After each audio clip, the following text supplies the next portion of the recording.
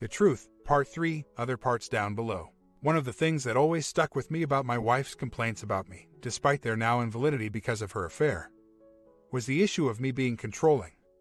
She would go out on girls' night out almost every weekend. She made about 20% more than I did every year, but due to the loans she took from her retirement once to get the credit cards she had under their limits. And then again, a year later for the same reason. She had no money, ever. When she did have money, it was spent years in advance. What little I made, I found myself competing against the grandiose lifestyle she afforded on her credit cards. Take her out to dinner, pay for it with my cash. Then she would schedule a trip to New Orleans with her girlfriends and come back needing money too. You guessed it, make payments on her cards. Keep in mind that we had a preteen daughter throughout this whole time. Even she mentioned that mommy was gone too much. Finding myself in the position of having to pale in comparison to her extravagant lifestyle through cash basis, when really, she was only racking up the debt, made me seem like a very lame duck husband. Nothing I did could compare. So, in ultimately telling her that her going out was getting excessive, she began to ask me if she could go do things. Hello, you are a grown woman. Go look in the mirror and ask yourself. Was this to avoid her own conscience? To avoid her own guilt? The only thing it panned out as was me being controlling. I never wanted her to ask me anything. If she wanted to go do something, it was far beyond any measure I could take to get her to still like me if I had said absolutely not. Stay home. Of course, I never said that, and her debt pile got higher and higher. So, one of her girlfriends has something going on and she calls me up to ask if she can go. I say, why are you asking me? She says, because you've said I was gone too much in the past, and you make me feel bad about it. I couldn't respond. It's almost like being forced or set up to be a controlling person. Exercise your own self-control. Don't ask me anything about it. Consider that you are $40,000 in personal credit card debt, have a family at home. Well, at least did up until now. Have absolutely no money, your daughter misses you. In the past I wanted to spend more time with her as well as be out with her too. But instead, I am placed in the position to make a determination, and nothing I say about it allows me the freedom from being controlling. That's a nasty trick, nasty. Now when she tells all her friends one of the reasons we are divorcing is because I am a controlling a whole, she can feel a sense of truth to it. Half the times, now that I think about it, I wonder if she was ever really going where she said she was. Meeting Mr. Wonderful tonight. Is he invited, seeing that I am not? Well, at least we had the good old memories of many a grocery shopping trip to sustain our romantic memories of one another. I am about at my wit's end, living a daily nightmare of house with the woman I am soon to divorce, have received the sample decree, and must somehow work out an amicable solution in regard to, well, I guess paying her is about all it boils down to anymore. Smile for the sake of the kiddo. Smile and play along. Why does it feel like I am cursed? I guess right now it's hard to see it as a door opening, instead of a door closed. I now fully understand some of the news stories I see on a nightly basis. It gives me a new perspective. Daddy, do you still love Mommy? The question caught me off guard and I just answered yes. Why don't you ever kiss her anymore? I had no answer for my daughter. Stupidly, I responded that I don't know and sort of just stared into the grass. And I found myself stifled, unable to tell the truth to my 9-year-old, how within my own head I have had 6 months of the daily poison churnings of the thoughts of why, how she could, the actions of my cheating, lying, infidel of a wife. To attempt to explain would uncover pains I have freshly planted under the soil. Simply to survive my own self. The completely blindsided surprise I found when her cell phone lit up that night so long ago, confirming what I did not want confirmed, and exposing the chain of the ongoing love affair my wife had with a man from over 25 years ago. Funny how immediately the only thing my wife could say after showing her the phone with the string of messages was, "How did you know the password?" I had it locked. How utterly and completely devoid of humanity. I don't think I could stay within the posting guidelines of length of content to fully explain how deeply betrayed emotionally, financially, personally I am. And that's just me. Not yet scratching the surface of what reality my kid is soon to face. When it comes to what I know my daughter has come to know in life, her entire huge life. A family, a unit, a safe haven, a place to run to. A mom and a dad both there for all the days of her life. Watching her grow, celebrating the birthdays. How do you explain the pending absence from it? How will I ever escape the feeling that I am abandoning, when I am shoved out of my own life by my cheating, self-centered, and somehow in her eyes blame-free wife? I get to rely on the fact that one day when my daughter is older that I may be able to explain in a way she will understand. Will that absolve the built-up pain she experiences from now until then? I hate my wife for this. I hate her with a passion I've never felt so deeply for this. I know it isn't right, and I know God would have me love her even in her blindness. But how could she do this to me? To our daughter, I hate the other man too, sorry to admit it, but right now, I hate the both of them and don't have a lot of internal personal power to express love for their souls. And let me now consider paying you money on a monthly basis because of the situation you have caused. Let me wipe away the imaginings of their secret encounters, the text messages, the daily friendly postings. And to think, all it took was the invitation of an ex-boyfriend from 20-some years ago. That she has no real idea about to turn me into a demon in her eyes. To suddenly rewrite the entire history of our life together. To devastate everything we have built together and turn it into a foul and regretful thing in her eyes, from a month earlier.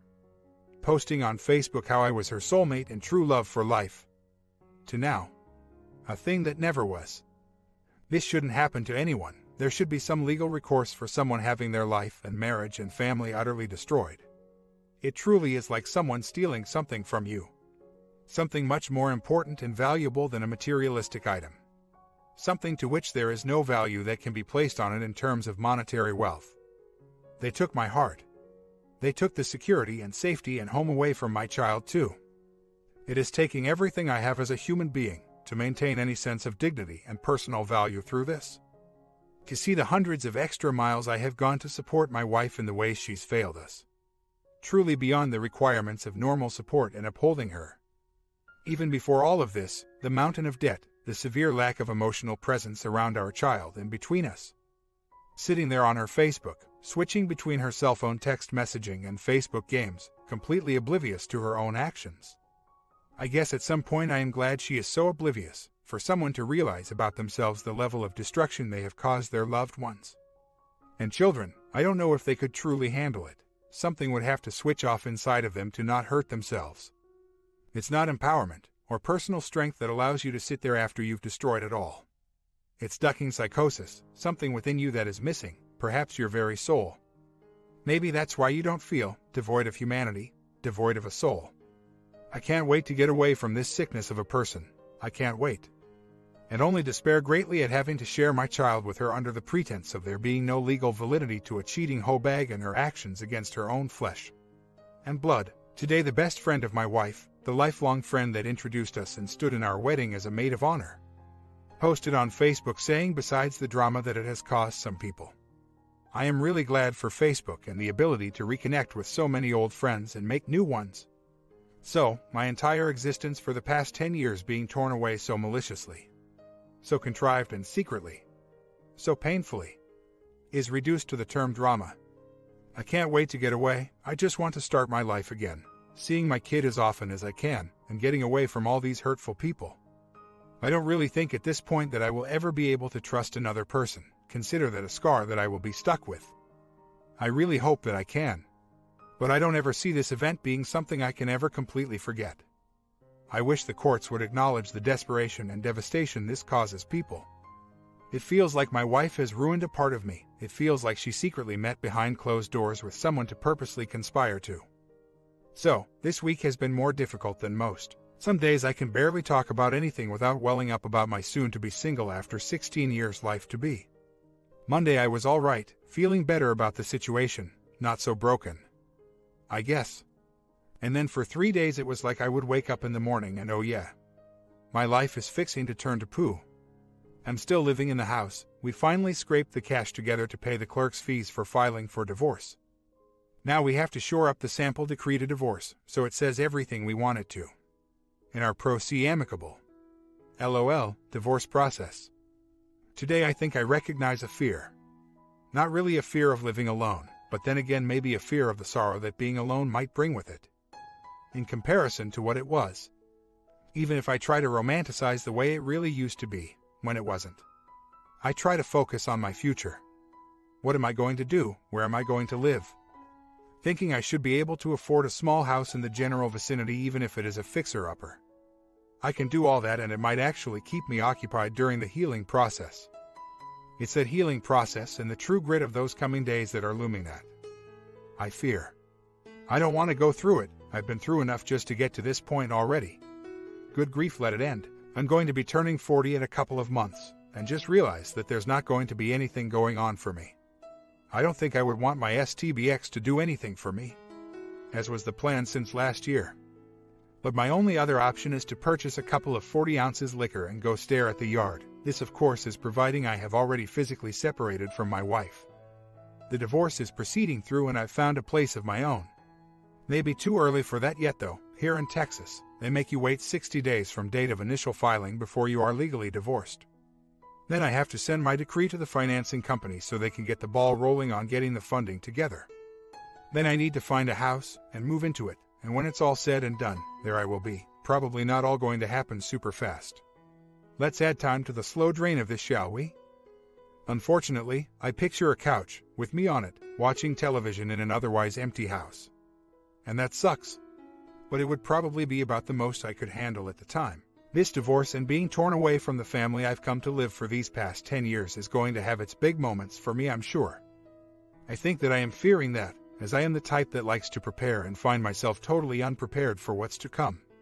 Since I am still living in the house with my STBX and little girl. It's just been kind of like playing house while this big black elephant sits in the corner. Hell, we went grocery shopping together the other day. Just because we are still buying that kind of stuff out of a joint account and paying mortgage out of that for right now. It all ends when the divorce is done and I am moved out, for now. It's hard to keep in mind that this is truly ending, and what you see is not what you get. I chose to move out. I can't afford that house on my own, and don't think I would want to live there with the memories. She thinks she can handle it. And has her mom living there for additional support, so let them have a go at it. Hope they can keep it going at least until I am in my own place for sure. Just not liking the day-to-day roller coaster of emotions I feel, so freaking burdensome. I need to sleep for a week it seems. Not looking forward to the days to come, and yet keep picturing myself in my own place. I can't really feel a sense of happiness about it. I still think it is the fear of what emotional turmoil is to come once it's finally officially over with that is giving me a hard time. Keep the bar stocked, you say. I also fear this weakness of mine, if and when my then-to-be ex wants to try to rekindle things. Not trying to fool myself. But I really don't want that ball in my court. It's somewhat less than confusing to know that I wasn't the one that initiated this divorce. We just recently had a friend pass away, and right now, they are going through the whole procedure to get a plot and set up the viewing and burial and all that. My wife is over at his ex-wife's house. They were lifelong friends, his ex-wife and her.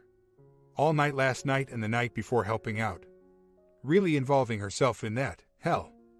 Last weekend we were over there because my daughter swims with their little girl over there and having a few beers. And it was sort of like a pool party. And this dude who passed away, his ex-wife who owns that house, was having fun in the pool with some other guy. So she's obviously moved on, but I guess there were still ties between them as they had that baby girl together. But to see my own wife put so much effort into helping and being there for her during this time is so admirable to an extent, I guess. But just seeing my wife usher herself in the middle of their business in the effort to help out when her own marriage at home is in shambles is weird. Of course, I get that you don't seem to be interested in really being involved in it in terms of going over there for moral support 24/7 like my wife has. But you know I am sort of dealing with some issues of my own, you know, like the ending of my marriage. Sorry to seem like I don't give a duck, but what the hell do people expect? To have that turned around on me and being told that I seem careless about his passing and involving myself in the many gatherings they've had since then is one more thing my wife can use to demonize me. Hey, lady, how about you mourn the loss of your own family, you small brain? I wish you would have put half that much effort into this marriage before you cheated on me. Maybe I should have just said, I'm not going because I don't like you anymore. Maybe being all into their business makes her feel better about herself. I wasn't all that close to any of them, so I don't know how involved I should be. And quite frankly, because my wife is there, I don't really want to be there too. Even now, it's like after you have chosen to get divorced, you have expectations of me to do what you want me to do. Otherwise, I'm a selfish and careless person. I didn't mean to post a pity party for myself there. Most of my family is in other states, and most of my friends are doing great in their families. Who needs a downer hanging around? Being accused of not caring about this other dude passing away, or not caring to involve myself in the gatherings about it, just sort of sucked. Right now, I'm in a confusing place, trying to sort out things while right in the middle of it, and not able to do anything about any of it until the divorce is finalized. My STBX is addicted to attention by other men, attention by her girlfriends. How could I have ever filled that bottomless well of need, even by being a great husband, attentive, caring, helpful? All even to a fault, which may have been construed as obsessive. Let me second-guess myself again. The all-too-willing and ready smile for any conversationalist that approaches her. Except me, I get the other side of her. Like a favorite shirt that has been worn enough to reach the status of garage rag. How I could tell a joke and she would not laugh, or better, I would refrain from telling it because I know she'd think it lewd or inappropriate. Only to hear some other guys tell it, and she laughs the loudest in the crowd, by definition, multi-faced. Apparently there came a period in her life where she lost her sense of self, who she was, what she had become, and now must constantly obtain the approval of everyone else. But that refill only lasts so long. In this place she was. I can see how easy it was to be swept away by an attentive word, despite my own years of attentiveness and loving. I guess my affections became sort of like a given, as when the parents tell a daughter at a moment of her insecurity that she is beautiful or is talented, but she doesn't quite believe them because they are family and are supposed to say those things. Perhaps my wife had me in that same consideration after so long together. Coming from me was just not enough anymore. I had reached my expiration date. Apparently. I see this, and I see how easy it is to lose sight of what really does matter within the soul, in pursuit of the ever so inconsistent and sometimes vicious offerings of attention from people. And it makes me genuinely feel sad for her. Not in pity, but in sadness.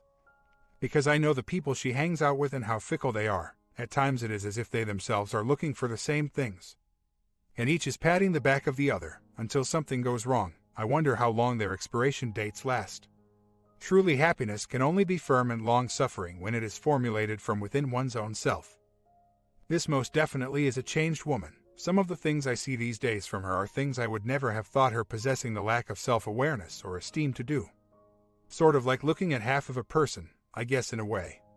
When you cut one half of yourself away, through indiscretion and affair, that you have spent the last 16 years evolving into through marriage, you suddenly find yourself in the position of trying to reclaim whatever it was you once were. Before all of that, whatever that was, way back then, I find myself in the same boat, trying to remember what it was I was, or am now that this has all happened. My motives no longer pretense by the support of my marriage, or the building or supporting of a life together with someone. Having been at that task for so long, it's like here are the calluses on my hands, from some odd chore I've been working at for so long, but where is the finished product? Where is the creation that these years of working have yielded? I must be cautious not to become myself like her, in seeking the answer to who I am from others. Plus, people get tired of hearing it. I currently question every motive of my actions these days, ingrained so deep that I've lost all connect with the healthy self-concern. Some may think that giving your all is a good thing, but I am greatly concerned that I've lost something along the way. The knowledge of my own purpose beyond what once appeared to be exactly that. Since now it is gone, I don't want to say hurtful things about or to my soon-to-be ex. It certainly doesn't make me feel better about myself. Nor do I gain any value or self-worth from bringing her down, and I need to pay strict attention that I refrain from it, but it does sadden me. As if there weren't enough things throughout all of this to reveal themselves and bring sadness. At some point I guess I need to remove the deck of cards from the table and stop dwelling on their faces. I lost that hand. So dealer, hit me. I still find myself in my current situation doing and saying things because if I don't, it will hurt my wife in some way. Jesus. Let me get another motive sometime. I guess we can't let ourselves begin to think we didn't give enough. Some people are vacuous. Not only do we dump our own needs out the window for the sake of meeting theirs, but we also end up with people that just are not able to ever be fulfilled. I ride the horse on this merry-go-round. It's the one that stands for everything normal, everything comfortable, everything that is still as it was. But I find myself exhausted when the ride doesn't stop its round and round and round. like the cowboy in an old black and white western that takes a shot to the shirt pocket and hangs on for a few more gallops. Before tilting to the side and falling in a plume of dust, the horse keeps running on. For now, I keep a lid on this container that holds what I feel. I can't let it out, middle of the ride, it'll spill all over the place and stain too many people unintentionally. But the container needs to be bigger, because as the days go by, it fills, sometimes too weighty for me to hold on to, too hard to keep the lid on it. I cling to the plastic mane, as if it is the only thing that keeps me sane. The rusty bronze chain controls nothing. Other people's faces emit a happy countenance. It is as if the ride has just begun for them. I used to smile when I first got on. But something has dimmed the lights, something has brought about that nausea. And I find me afraid to get off. Afraid to face the contents of the jug I've filled. The ride would go on without me anyways. The smiles would circle around lit by the reflection of painted palominos. Then I would face the dizziness, the results of riding for too long. I guess then I would pay the carny my ticket. Countdown has begun. August 30th is my court date for another failure in my life. Whether it was from my own doing, or from circumstance, or from another's. It still is. I say failure, I guess I'm just at the point that a lot that I have put so much into has not come to fruition throughout so many things, however. This was the most valuable to me of it all. Family. It was the pinnacle of my value as a man, the one singular thing that had any real value left within my mind. Perhaps some may say my goal was set too low. But this was a dream I have always had, to have a family. My goals were to watch them open presents on Christmas morning. My goals were to decorate the house for Halloween, to fill the house with the smell of pies and turkey roasting on Thanksgiving, to teach them to fish and to garden, to establish a continuance of the most joyful of experiences and familial tradition that I truly loved as a child myself and have come to count as so completely necessary as an adult. And this was how it was for many years. Yet this particular instance was not my doing, at least, as many say there was a failure of us both for this to fall apart. I decline that assumption. For no man can force a woman to keep from cheating or overspending, which results in no means with which to entertain her. No man can force another beyond mere hope that they will remain faithful. No man can prevent another man from stepping in and luring his wife with lies and promises. We are simply powerless. When limerence develops for another, fickle and full of Hollywood expectations among the real perseverance that is living, she found herself unhappy by her own hand. Not by mine. She found herself unhappy by absorbing the unrealistic lies of Hollywood's filth and the dictation of filthy authors, saying, "You have not lived. And you are not whole." Upon offering attention and devotion, I received a stiff arm to the face instead, and requests for patience and understanding, in which again I thought was also my duty. Surely my only fault in this was not to have succumbed to the necessity to think otherwise in marrying her long ago. But then we wouldn't have had that beautiful child. And I absolutely never regret that. I do, however, despise that total lack of personal culpability that she feels, and the complete blissful ignorance of how deeply her betrayal has affected everyone. Was it her to speak, it would simply be how she is affected. Oh, you martyr, you kind and gentle martyr. So loving you are too free us from your own sense of unhappiness. You know, since that has become the explanation of the problem, let's count the cheating adulteress that she became as a condition of the real illness. What happens? I get my child stripped away from me for half the time. No longer do I get to be there every moment, to watch her grow, to experience. I also, incidentally, get to pay for it with money. I essentially get to pay for my wife's adultery in terms of cash for the next 10 years. And in terms of what was firstly the most important, valuable thing to me in my life among anything, being torn away, I am doled out a percentage of time. A percentage, how reflective of my fatherhood, my husbandry, my long suffering of the sickness that was my wife's approach to marriage. Integrity. Honesty. Let me now quantify that to a stranger, and accept their judgment of it. In their black robe. No, we cannot still be friends. You say you need me in your life. But to be close to you is to fall upon this sword again. And again. I can't explain the depth of which your chosen actions and lack of realization of its destruction literally exhausts the last thread of mere pity I have for you. To stand next to you is to be an actor and a liar my own self, to gasp for breath when there is no oxygen, like black water. You murder a family, you are vile, soulless stretching of flesh across bone. It escapes me how something so lacking in humanity can draw breath. What heart is there that pumps blood through your veins other than ignorant gravity perchance? What synapse could there be that triggers the drawing of air within? And in your vast ignorance, in your utter shallow puddle of depth and thought, you ask such things of me as friendship. I have been treated better by the most vicious of enemies, at least the results of their attacks have only been physical. Your attack has brought a living death for more than just me, you who have taken from your own child her very safety, her vision of completeness, her father and mother, her family.